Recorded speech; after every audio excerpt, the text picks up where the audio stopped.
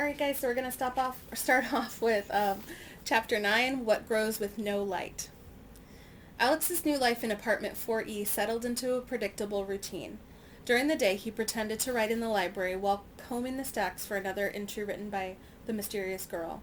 It was slow going. Not only did Alex need to examine every page of a book, but he kept getting distracted by the stories themselves, often losing himself in reading for hours on end. It was the only way he could escape the apartment. At night, Alex read aloud while Natasha sat in her misting room. She didn't offer any more information about the purpose of the blue mist, and Alex didn't ask, though he did develop a theory. After each story, the witch listened to the wall for a moment and then patted it like an obedient steed. Alex didn't completely buy her explanation about the dark magic of the apartment being appeased by his narrative offerings, but he kept these doubts to himself. No good could come from questioning her. Besides, he liked sharing his stories. Maybe Natasha was overly fond of correcting him, especially if the story contained any magic, but at least Alex didn't have to worry about the witch thinking he was a freak for having such dark imagination. As Natasha said again and again, they were one and the same. The same darkness that runs through Natasha's veins runs through my own, Alex thought. It scared him. Alex wished he could talk to Yasmine about all of this and share his exciting discovery in the library, but she continued to spurn his attempts at friendship. Eventually he gave up, and they each settled into their sections of the apartment, Alex in the library, Yasmine in the place behind the coat closet door. They barely exchanged a word all day. Alex grew lonely with only his thoughts to keep him company. These inevitably turned to his family. He missed them so much. Days were bad, nights worse. The fact that his family was only 4 floors away didn't make him feel any better. They might as well have been on Saturn. Sometimes he imagined their reunion, playing it in his head like the end of a cheesy movie. I knock on our apartment door, Mom and Dad answer. They don't hug me at first, they're in shock. They can't believe it's really their son, safe and sound. And then it starts. The tears, the hug, the kisses. Even John gives me an affectionate fist tap. Alex longed to make this fantasy a reality. There was only one way to do it. Escape. He wished he could search the apartment more thoroughly to see if he had missed a clue. But it was impossible. Lenore could be anywhere. Besides, if there was an exit, he knew exactly where it would be. Through Natasha's bedroom door. Alex doubted that there was anything special about the actual bedroom itself. His interest was in the magical room accessed by the bone key. He had only seen Natasha enter this way once, and she had checked around carefully before slipping the bone key inside, shooing Alex away when she saw him standing at the end of the hallway. Whatever was behind the door was so important she didn't want Alex to catch a single glimpse. She was dying to know what it was, just like he was dying to know what Yasmine did in the coat closet each day. Unfortunately, the only way to find out was to steal Natasha's bone keys, which she kept in her pocket at all times. Alex wasn't desperate enough to try something that crazy. Not yet, at least. Days passed. Alex searched the library, told his stories, dreamed of escape. He imagined that things would have continued in this fashion if it hadn't been for the danglers. Alex had been combing the stacks all morning with nothing to show for it but blurry eyes and an aching back. He leaned his glasses on the bottom of his shirt while considering the number of books waiting to be searched. Even after a week, he had barely made a dent. This is going to take forever, he thought. He had found, to this point, exactly 6 other entries by the mysterious writer, who he had dubbed Unicorn Girl. As far as Alex could tell, she had shelved the books at random, and there were no dates to tell him their precise chronological order. He relied instead upon the rising desperation in their tone. Thus, the earliest 2 entries, Alex believed, were drawings of unicorns, little more than cheerful graffiti in the margins. The next one was a list. Things I miss. Mom. Dad. Ice cream. Jude sometimes. Raindrops. Alex, whose mind often wandered to his life before the apartment, knew exactly how Unicorn Girl felt. He also thought it was funny how she put Jude, who he assumed was her brother, after ice cream. It made him feel like he knew her at least a little bit. The 4th entry, on the other hand, just made him sad. 5 sentences formed a heart around a carefully rendered sketch of a unicorn pendant. My special pin from Mom and Dad. I wear it close to my heart and touch it when I need a reminder to remember them better. When they get fuzzy in my brain, I will never, ever take this off. Fuzzy in my brain, Alex wondered. Does that mean she's starting to forget her parents? How long has she been in Natasha's prisoner at this point? According to the 5th entry, even Unicorn Girl didn't know. Today I tried to figure out how long I've been here. Couldn't. The days and nights get all mixed up. I asked the witch how long, but she wouldn't tell me. The witch don't tell me nothing. She just wants her story every night. I'm so tired of reading her scary stories. I hate her. I've been looking for a spell book, thinking if I could do magic, then I could make her pay. But the only books here are stories. Stupid, useless stories. I seen a movie where this guy with a big beard made scratches in a prison wall so he could remember how long he'd been there. I should have done that, except I never thought it would be this long, and now it's too late to start. Just thinking about this entry depressed him. When Unicorn Girl had been first captured, she believed that Natasha was a lonely woman who would eventually set her free. That hope and optimism was gone now. She had changed. Is that what's going to happen to me? Alex wondered. He hoped not. And if the final entry was any inclination, maybe he could avoid such a fate. I escaped tonight. Everything is set. I escaped tonight, Alex thought. The 3 simple words quickened his heart. Everything is set. That means she had a plan. If so, it was entirely conceivable that she wrote it down. The answer that Alex sought might be waiting somewhere in the library. It was great news. Spectacular news. If Unicorn Girl had really written her plan down, and if he could find it, he had the sneaking suspicion that it wasn't going to happen today. He considered taking a break from his search and reading for a while. A slim volume called The Maze Inside the Labyrinth had caught his eye, but instead sat at the table and opened his nightbook. Should I try to write something, he thought, just in case Natasha starts getting suspicious? This nightbook, the one with the peeling cover, was the only one he had used since coming to apartment 4E. He had already read most of the stories, but Alex wasn't worried. He still had 2 other nightbooks in his backpack. Last night he'd flipped through them just to see what there was.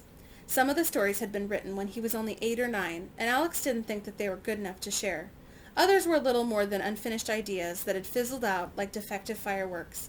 Even excluding those, however, Alex still had over 40 stories in the bank. That's plenty for now, he thought, closing the nightbook. No need to worry about it. There was a knock at the door. Alex pushed his chair back, unsure who it could be. When Yasmine came to tell him that it was dinner time every night, she simply walked into the library without knocking. And although Natasha had never actually checked on him, Alex doubted that she would be so polite. Could it be someone else, he thought? Maybe the apartment lured a new kid inside. He inched the door open and peeked cautiously through the gap. It was Yasmine. Usually her face was flat and expressionless, as though her emotions were a secret she wanted to keep hidden from the world. Today, however, Yasmine was visibly upset. She rocked back and forth on her heels while twisting the bottom of her t-shirt into a knot. I need your help, she said. With what? Alex asked. Something happened, and... Yasmine pulled the brim of her Met's cap tight over her forehead and closed her eyes, as though trying to wish the entire situation away. This is a mistake, she said, wrapping her arms around herself. I'm sure I can figure a way out, to fix it on my own. I shouldn't expect you to... She took a few steps back. Yasmine, Alex said. Let me help. Whatever it is, you don't have to do it alone. She stared at him a moment with a dubious expression on her face. Finally, she nodded. I'll have to get you an extra pair of goggles first, she said. One of the lenses is cracked, but I think it'll still work. Why do I need goggles? To protect your eyes. I know what goggles do, I meant. And see if you can find a pair of gloves, Yasmine said, cutting him off. Thick ones. What exactly are we doing? Alex asked. It'll be easier to explain once we're inside, Yasmine said. She smiled weakly. You want to know what I do every day, right? Well, you're about to find out. So if you guys had to make a prediction, what do you think she does all day? Why does she need goggles and gloves? Once Alex had tracked down 2 mismatched gloves, one bright pink, the other with a small hole in the left pinky. He met Yasmine in front of the coat closet door. She handed him a pair of yellow-tinted goggles that looked like something you might wear during a science lab. Alex slipped them over his eyes. The band was too tight around his head, but he didn't want to take the time to adjust it. He was afraid any hesitation might give Yasmine the opportunity to change her mind. Let's go, Yasmine said. What about her? Alex asked, nodding his head towards Lenore. The cat sat in the middle of the living room floor, watching them with interest. She had stayed out of Alex's way since he told Natasha that he needed solitude in order to work, but every so often he caught her staring at him with cold green eyes. The witch already seemed to dislike the cat, and by stripping Lenore of her library duty, Alex had diminished her value even further. If she had a chance at redemption, he was certain she would take it. "Lenore's going to come whether we like it or not," Yasmine said. "It'll be much worse if we try to lock her out. Then Natasha will really think we're up to something." She slid the bone key into the keyhole and pulled the door open. The expensive coats that normally weighed down the rod were no longer there. Instead, Alex saw an open expanse of darkness like a cavern. The dimensions were impossibly huge, but he wasn't as fazed by that as he would have been a week ago. Lenore passed between them and vanished into the murk. "You can't see anything at the start," Yasmine said, "so just follow my footsteps and try to keep up." "There's no light at all?" Alex asked. "Not the kind you're thinking of," she said. "That reminds me, close the door behind you." Alex didn't like the idea of plunging them into total darkness, so when Yasmine turned around, he left the door open a crack. It made him feel a little better, knowing there was still the slightest thread of light in this place. "We should have brought a flashlight," he says, following the echo of Yasmine's footsteps. "That's the last thing you want to do," she said. "Besides, you don't really need it. Just keep walking straight. It's not far. See, you're about to pass through a big curtain here." Her voice was suddenly muffled. "It's on the other side." Alex, walking through the darkness with hands outstretched, felt something heavy and smooth hanging from the ceiling. It reminded him of those lead aprons that dentists made you wear when they x-ray your teeth. There was a seam in its center. Alex slipped through it and gasped with wonder. Alex liked to write about things that didn't exist. He saw them clearly enough in his imagination, but in order to paint a picture in the reader's mind, he created links to the real world. For that reason, he might describe a monster as a scaly rat with wings, or compare the smell of a sun-baked zombie to a liverwurst sandwich left in a locker over summer vacation. The sight before him now was so remarkable, however, that there was nothing on earth with which to compare it. Alex could only describe it in terms of imaginary things. A phosphorescent garden on some alien planet, a neon forest hidden at the center of the earth. "What is this place?" Alex asked, staring slack-jawed at the long tables that stretched into the distance. From clay pots and long lacquer boxes drew a dizzying variety of flora, whose violent colors exploded in the dark. In some cases, they resembled plants and flowers familiar to Alex. A lily the color of hibiscus tea, yellow sunflowers like streaks of colored chalk on a blackboard, a tiny cactus, its needles tipped with red. In most cases, however, the plants were unlike anything that Alex had ever seen. Some breathed, some snapped, some chewed. The air was filled with the musty smell of growing things, but there was something slightly spoiled beneath it all, as though someone had committed a murder and hid the body to rot. Alex was both exhilarated and afraid. "It's a nursery," Yasmine said.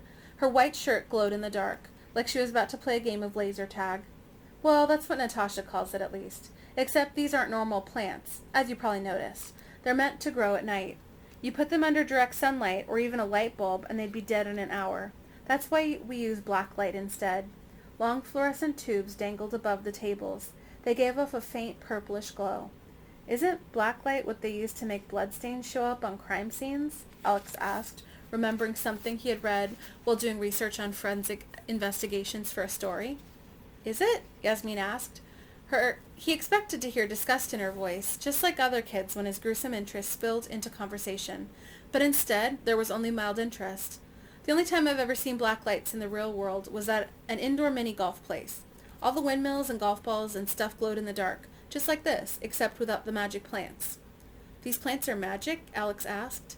"It's a witch's nursery," Yasmine said. "What do you expect, geraniums? Come on, we need to hurry." She set off between the tables, walking at a fast clip. Alex had to practically run to keep up. "If these plants are magic," he asked, "what do they do?" "Nothing yet," Yasmine said. "They're just ingredients. You have to put them together the right way for anything to happen." An electric thrill ran through Alex's body. "Are you talking about magic potions?" he asked. "According to Natasha, no one wants potions anymore," Yasmine said. "Customers refuse to put up with the taste. These days, it's all essential oils. People put a few drops in these misters, the kind like you use to make the room smell good, and breathe in the magic." She sighed, remembering something. "That reminds me. I have to check the distillers. I started a new batch of Wealth oil yesterday." "You're the one who makes them?" Alex asked in amazement. "Anyone can do it," Yasmine said, though he thought he detected a hint of pride in her voice. There's no magic involved. You just have to follow the recipe, like cooking. What about the blue oil that Natasha puts in her diffuser? Alex asked. Are you the one who... No way, Yasmine said. I make the harmless stuff, like the oil that will give you good luck on a job interview. Natasha's not stupid. She doesn't teach me how to make anything that can hurt her. Do you at least know what the blue oil is for? Alex asked. Yasmine walked faster, clearly uncomfortable with the change in topic. Never really thought about it, she mumbled. I have a theory, Alex said, catching up with her. It's total fairy tale stuff, but that doesn't mean I'm wrong. Natasha looks like she's, 28, 30? I think she's a lot older than that, and it's the blue mist that keeps her young. So many things start to make sense then. The way the apartment is decorated, the furniture, the wallpaper, those creepy little statues of kids. It's like a grandma's house, you know? And those books in her library, some of them are ancient. I'm sure she's been collecting them for decades, maybe even centuries. Yasmine stopped short and turned to face him.